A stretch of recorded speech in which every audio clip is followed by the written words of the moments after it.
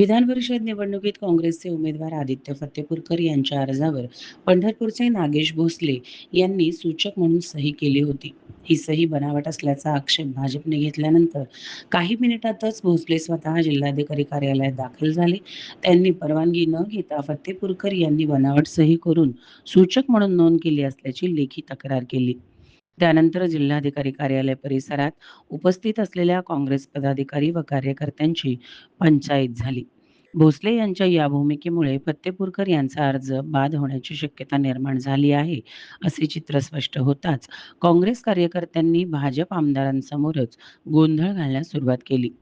सब पैसे का खेल है, भोसले गद्दार आहे, अशा घोषणा देत संपूर्ण वातावरण तापवले गेले. यावेळी लगेचच भाजपच्या कार्यकर्त्यांनीही जोरदार घोषणाबाजी सुरू केली. त्यामुळे काही मिनिटं तरी जिल्हाधिकारी कार्यालयात आणि परिसरात तणावाचे वातावरण पाहायला मिळाले.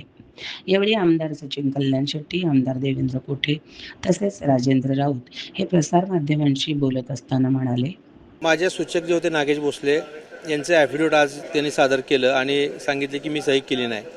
परंतु माझं असं म्हणणं आहे की दोन्ही सह्यांचं व्हेरिफिकेशन तज्ज्ञ लोकांकडून करण्यात यावं. त्यांनी जी सही केलेली आहे ती सही त्यांचीच आहे.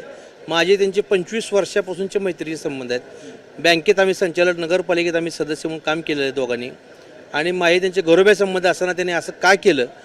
मी मूळ काँग्रेस पक्षाचा नाहीच, मी आघाडीचा माणूस आहे. त्यामुळे माझ्यावर अधिकार कोणाचा चालत नाही. ती सह्या बोगस आहेत, ही 100% आहे. ती मी आता पोलिटिशियनला एक तक्रार करणार आहे की बोगस यावर काहीतरी कारवाई व्हावी. ॲक्च्युली मी कोणाला घाबरत नाही आणि मी पैसे कोणाचे घेत नाही. मी पैसे पुरवतो सगळ्याला. एकूण काय 8-9 यांच्या एकामुळे फरक पडतं काय? अख्ख्या जिल्ह्यातले गोळे केले तरी 4 नगरसेवक त्याच्याकडे 4 करायचे.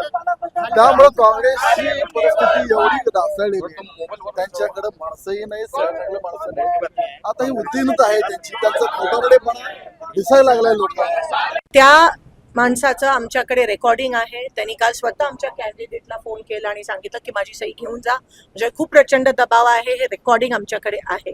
ती सही त्याची आहे, दोन्ही सह्या त्याच्या आहेत आणि आमचा पूर्णपणे फॉर्म व्हॅलिड आहे. म्हणून आम्ही कलेक्टरना ह्या ठिकाणी निवेदन केलं, आरोना आणि त्यांच्या सहकार्याने, की ही स्क्रुटनी ही पारदर्शक पद्धतीत होऊ देत.